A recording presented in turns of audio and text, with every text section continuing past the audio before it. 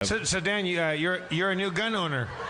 Say what? You got a weapon now. You got a gun. No, I haven't picked it up yet because things. Right. Okay. Because it turns out it seems like it's as hard to usurp democracy as it is to maintain it. I feel like yeah. I feel like this whole country is just going to collapse. Were you getting a gun to overthrow democracy? I was getting a gun. Be honest. Be honest. I was a safe space. I was getting a gun to protect my soup and women. Right. In the event of total economic destabilization, which might result in my neighborhood looking up at my home, which looks like Victor Frankenstein's home. Right. Like in a village of people who only know that I've been robbing their graves to assemble some sort of monster. I just wanted to have a power tool in my home that can make drills holes in faces. People in people that want water, more than they want politeness. Do you have fantasies about what? I mean, you must, because you've bought a gun. That what would happen if somebody came up your steps and demanded your water? No, or your I don't. women? I would argue that is fallacious logic. I bought the gun because I don't have fantasies about what I'd do if shit went that far. That's why I wanted to buy the gun, is from the impulse of feeling like I am not a person that could be relied upon in a situation of such heightened crisis that so no, I don't sit and think, man, I hope a guy comes up my sidewalk. Well, I'm not saying you hope that happens, but I also haven't entertained. I just have a vague cloud of chaos in my head where I'm like, well, look what has happened in the first 10 days of this presidency made me look at the 10-day waiting period that you need to get a gun as a crucial 10 days. And I now have what makes me feel very comfortable, which is a 1 day, a drive to Burbank waiting period. I have a gun waiting for me in a store run by guys who know how to use guns. I wanted to, so I'm saying I'm feeling better now.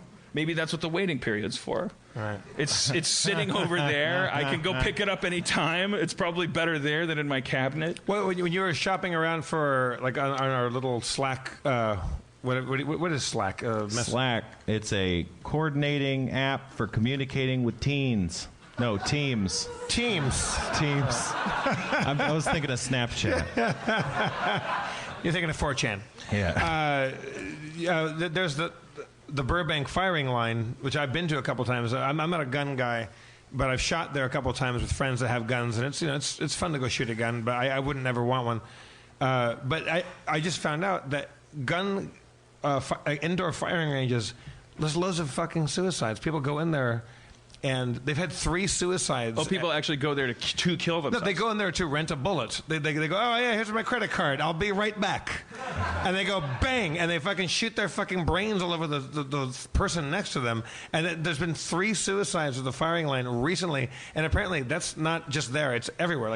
Now, what do we think of that person? Is that person a bad person? Is that person a... Yeah, they suck. I think that person is a good planner. I'm glad they don't shoot other people. It'd be so easy. And then, it's just the people who would be at a gun range, so it's not like right. heroes. Well, that's the first thing. Is they're revealing that in the throes of depression enough that life means absolutely nothing to them, that they don't do they don't something want to hurt people that you could do if you thought life meant nothing, which right. is cheat at the Grand Theft Auto game of life and just go bling, blang, bloom, bloom, like just to see what would happen before you boomed. So in a way, gun ranges provide a valuable suicide booth service. I just think that's really interesting. That I just don't think I could ever go back to a firing range and be relaxed. I'm not relaxed because you're holding a gun. It's stressful. The firing line in Burbank on Victory, I think. I went there once. I'd never fired a gun. They said, "Sir, have you ever fired a weapon before?" I said, "No, I haven't." And they go, "All right, so fill this out. You have to sign some waivers and shit."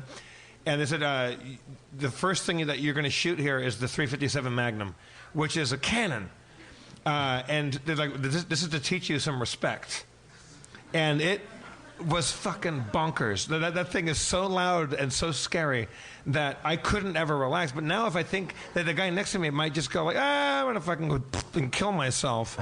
Like it's yeah. Well, I think look, you're gonna laugh when I say this, but there's something very uplifting about that. That because we're constantly talking to, we're arguing with between people like. Well, in a pre-Trump era, there was a big religious connotation that had to do with the division between the left and the right, particularly in the idea of like, what are we going to do if there's no God, there's no morality and all this stuff? And like the practical-minded atheists among us, the people, it's like, I don't need a boogeyman or a fairy tale or a superstition, not to devalue anything that anyone has a personal relationship with, but I'm just saying like people don't need that in order to do the cool thing, to do the nice thing. An argument could be made that people are particularly geared to.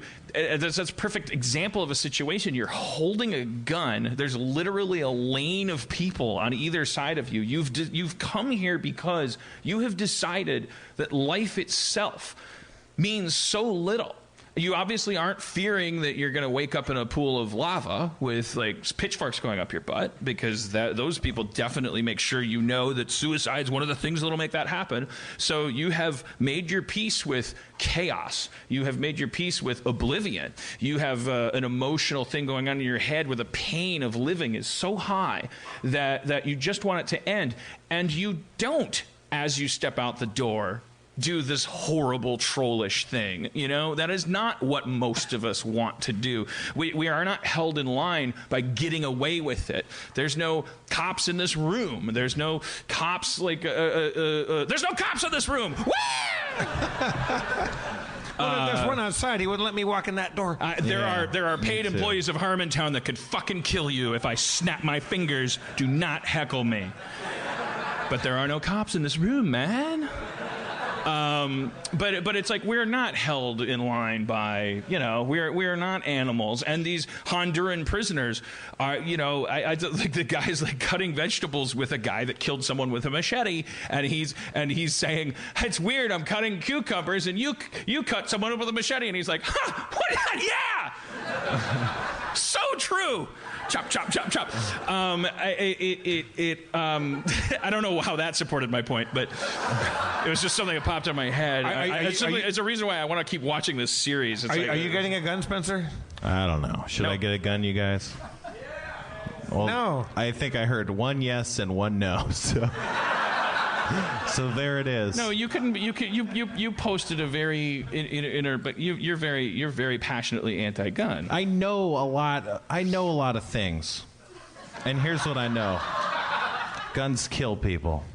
I don't want to kill people. I gotta say, Dan, I know you don't like being gainsayed, but I don't like the gun thing. Look, it makes me uncomfortable. My decision to get a gun is not a thing that I don't expect to be gainsayed on. Okay, so you're right. I don't like to be gainsayed. What the fuck is gainsaying? It's for the apocalypse. I brought it up as a confessional thing because I consider that purchase I'm confessing about it. I'm not telling people that I did the smartest thing in the world that I recommend everyone do. I'm sharing with people that these are crazy times and that we're all dealing with it in weird ways, and that liberals are becoming anti-Nazis and anti-Nazis are becoming Nazis, and the people who used to say maybe freedom of speech is overrated are now saying I love the Second Amendment. It's it's confusing times, and we're scared, and how are we dealing with it, and what do we do? And I wanted to, I'm not a person with solutions, and I'm not a pundit, and I'm not an academic. I dropped out of college. So I'm going to share what I'm going through. Like, I'm not going to leave a fucking molecule out of it. I bought a gun. I bought a gun because that's how close to the doomsday line it feels, the clock thing with the doomsday clock. What do they call it? The doomsday clock. I bought a gun because of the unknown. I didn't buy a gun because I thought anything specific was going to happen. I bought a gun because for my entire life of should I buy a gun, the pachinko ball of logic always ended with, of course not. And now we are in times where it landed somewhere else, and I think that's notable. I don't think it's admirable. I don't think it's inspirational. I immediately already, having since talked about it, I got a tweet from a guy that was like, which would you recommend? Where did you get the Glock thing? And I was like, whoa, shut it down, shut it down. I'm not going to have conversations where I proactively influence your decision about these things. Like, and God knows we're minutes from another Sandy Hook, at which point it's going to take on another religious connotation of like holy shit, I'll be ashamed of myself for ever using the word gun again for a little while. Don't just value my candor, my confession, my honesty. I don't know what the fuck I'm doing.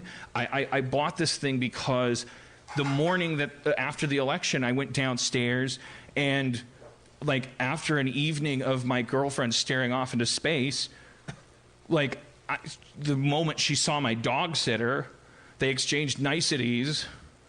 And then one of them said, "How are you doing?" And they both burst into tears. And then everywhere I went, everyone had been crying all morning. And then they had to dry their tears. And they were hollow people that had to get back to work. And I felt emasculated. I felt helpless. I felt like there was something I had to be able to do. I'm not Sirhan Sirhan. I don't think the thing I need to do involves the gun. I feel like I have no recourse to power. And that is an arrogant, narcissistic, white privilege, straight white male-like reaction that is notable. It's important to measure it. I bought a fucking gun. Like, does that mean I didn't delete my Uber app until it was important to defeat Uber because I was fighting another white guy. I heard 900 stories from women about how fucking horrible Uber was, and then the day that it was a way to give another white guy a black eye, I was like, delete. Like, I love Lyft now. Tell me about your podcast, you fucking weirdo.